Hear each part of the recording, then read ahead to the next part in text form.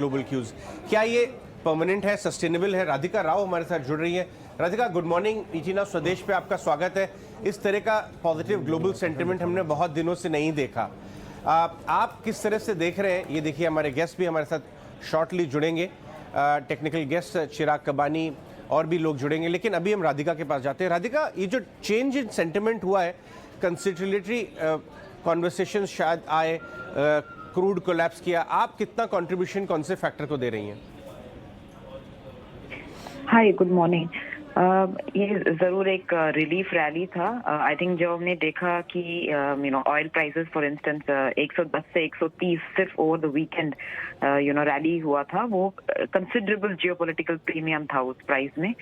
उसको हमने अभी इवन आउट होते हुए देखा है, क्योंकि जैसे आपने कहा दी ओपेक मेंबर्स और नॉन ओपेक मेंबर्स के ऐसा लग रहा है कि वो शायद आउटपुट स्टेप अप करें। At the same time Ukraine का भी ऐसा लग रहा है कि उन्होंने एक स्टेप बैक लिया है, कहा है कि वो नेटो का मेंबरशिप शायद फॉलो ना करें। इसकी वजह से रिलीफ रैली सर्टनली हुआ है, बट हमें याद रखना चाहिए कि अभी भी 110 पर तेल पिछले ईयर 2021 के एवरेज से अभी भी 25-28% हायर है। तो तेल का भी भाव ज्यादा है। आई थिंक वो वीकेंड का जो प्रीमियम था वो निकल चुका है, लेकिन एब्सोल्यूट लेवल पे अभी भी हाई है। तो इसके लिए आगे चलते हुए हमें लगता है ऑफकोर्स अभी 2-3 दिन आई थिंक काफी पॉजिटिव सेंटिमेंट बना रहेगा। लेकिन रशिया का रिस्पॉन्स क्या है इस होल डेवलपमेंट पे, कि वो वहीं पे रुक जाते हैं फाइट, की वो कॉन्फ्लिक्ट चालू रखते हैं, और यूरोप का रिस्पॉन्स क्या है, आई थिंक ये सब बाकी क्वेश्चन मार्क्स अभी भी हैं। फिर भी सर्टनली आपके पॉइंट के लिए I think risk, oil down, gold down और डॉलर भी डाउन हुआ है, जिसकी वजह से काफी सेंटिमेंट में इम्प्रूवमेंट हुआ है। लेकिन हम थोड़े क्वेश्चन मार्क्स अभी भी अनआंसर्ड हैं, उसके लिए हम अवेट करेंगे फर्दर व्यूज बनाने के लिए। क्विकली बस एक पॉइंट आपसे ये जानना चाहेंगे कि कितने फियर्स ये हैं जो ग्लोबल इकोनॉमी वाले, इन्फ्लेशन वाले फियर्स, अगर कमोडिटी इसी तरह स्लाइड करता चलता रहेगा तो क्या एले होंगे ये फियर्स? तो हमें ये भी याद रखना चाहिए कि ये जियोपॉलिटिकल अभी जो डेवलपमेंट हुआ है उसके पहले भी तेल वाज हेडिंग हायर, क्योंकि मोस्ट इकोनॉमीज रीओपनिंग हो रहा था, ओपेक अपना सप्लाई ग्रेजुअली ही रिस्टोर कर रहे थे, और ईरान का भी टॉक अभी तक कंप्लीट नहीं हुआ था। और जो हम इन सब में ये भूल रहे हैं कि हमारा जनवरी फरवरी में बात क्या कर रहे थे हम, वो एक बड़ा डेवलपमेंट वो है कि फेड क्या करेंगे इस साल। तो अगर हम ये मान के चलते हैं कि तेल गिरेगा, लेकिन 100 के नीचे नहीं गिरेगा, और एडिशनली फेड, इसका मतलब है कि फेड काफी हॉकिश रहेंगे, और उनका इस साल हमारे इन हाउस एक्सपेक्टेशन है कि वो 5 बार हाइक करेंगे। तो वो सब रिस्क फैक्टर एक्चुअली अभी भी बने हुए हैं। ये जो आपने देखा तेल का rally from about 85 kind of levels all the way to 130, वो बहुत ही ब्रीफ पीरियड में वो रैली हुआ है। लेकिन अगर ये क्लियर होता गया तो certainly very good for sentiments. लेकिन हमें डायल बैक करना चाहिए कि ये जियोपॉलिटिक्स के पहले जो ड्राइवर्स है उनका क्या डायरेक्शन होगा। तो नेक्स्ट वीक फेड मीट कर रहे हैं, उनका लैंग्वेज सुनना भी इम्पोर्टेंट है। हमें लग रहा है कि वो next week 25 basis point hike करेंगे, और रेस्ट ऑफ द ईयर में भी 4 बार और करेंगे। और उसके साथ साथ बाकी जो ग्लोबल सेंट्रल बैंक्स हैं वो भी वो एग्जिट स्ट्रेटेजी बनाए रखेंगे, क्योंकि अभी 2 साल के पैंडेमिक के बाद अभी वो पैंडेमिक टू एंडेमिक मूव हो रहा है हर जगह में, हम एशिया में भी वो देख रहे हैं। तो इसकी वजह से most of the central banks accommodative policy से निकलने के लिए कोशिश करेंगे। Radhika, good morning. Mansi this side. Of course जिस तरह से आप कह रहे हैं कमोडिटी मार्केट्स में, एनर्जी बैंक, बुलियन मार्केट्स पर तो एक इम्पैक्ट पड़ता हुआ दिख भी रहा है, और ये इम्पैक्ट अब तक जैसा नजर आ रहा था उसके विपरीत जिस तरह से हम देख रहे हैं कच्चे तेल का उबाल थमा है।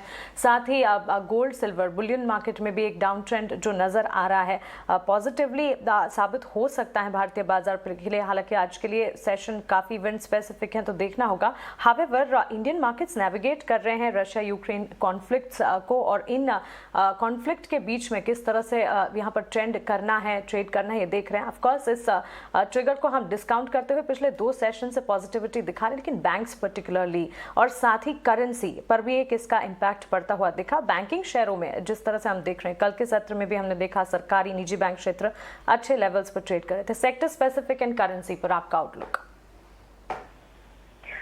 Thank you Mansi. सो मैं ज़्यादा मैक्रो पे देखती हूँ, तो मैं करेंसी पे ज़्यादा टाइम स्पेंड करना चाहूँगी।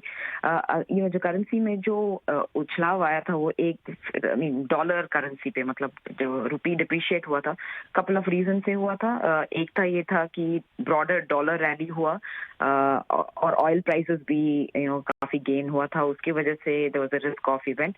और दूसरा ये था कि जो आईपीओ होने वाला था नेशनल इंश्योरर का, उसकी वजह वो मार्च में फाइल होने वाला था, उसकी वजह से भी हमें लग रहा था कि फ्लोज आएंगे, एंड देखो फॉरेन इनफ्लोज एज वेल, तो वो भी एक इवेंट था जो रुपी के लिए पॉजिटिव था। लेकिन दिस इज जियोपॉलिटिकल डेवलपमेंट की वजह से शायद वो आईपीओ नेक्स्ट मंथ आए, अभी पता नहीं है, मीन फॉर्मल वर्ड नहीं आया है, लेकिन ऐसा लग रहा है कि वो फिस्कल 23 के स्टार्ट में आएगा।